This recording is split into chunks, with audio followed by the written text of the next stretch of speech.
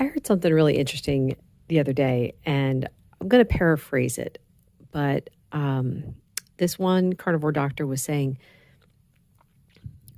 if it wasn't an addiction, we could just easily decide what foods we're not going to have anymore because they weren't good for our health. So think about this. Let's say you get a pair of shoes, right?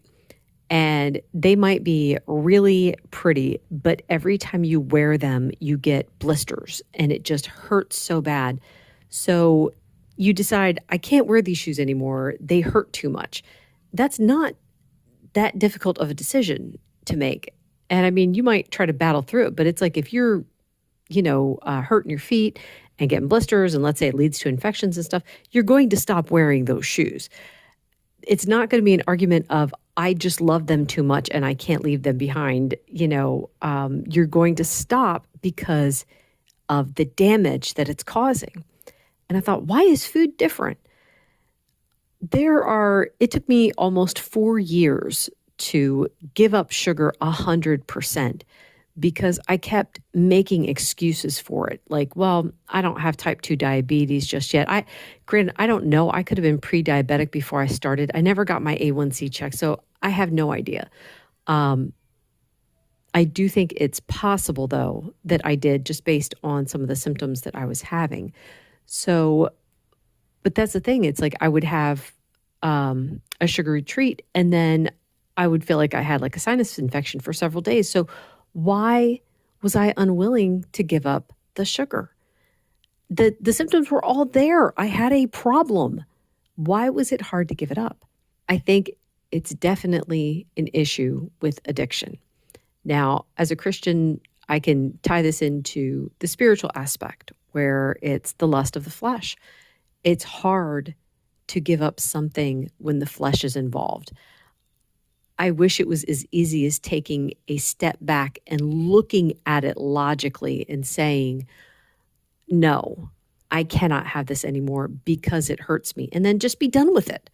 There are certain foods that I didn't have a problem doing that with, like say some of the vegetables I didn't have a problem leaving behind. Now, I always liked vegetables, but vegetables were not a source of temptation for me.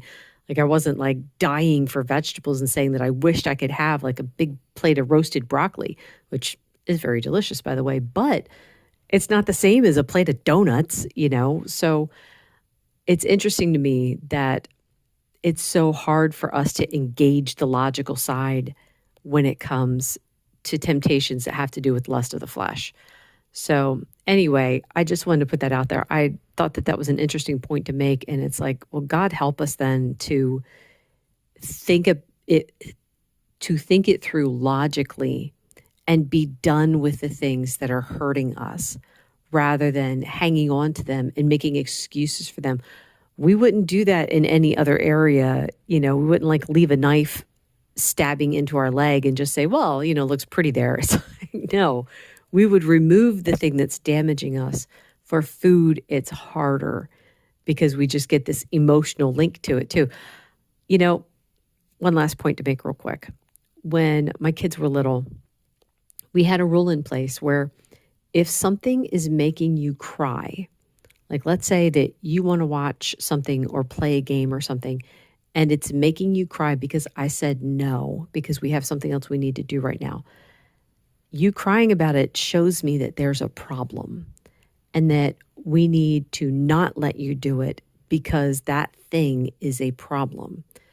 We went through a period of time where the girls weren't allowed to play Minecraft anymore because not being able to play it or something that would happen as they're playing it would make them cry. And it's like, okay, if it's making you cry, there's an emotional attachment and we need to stop.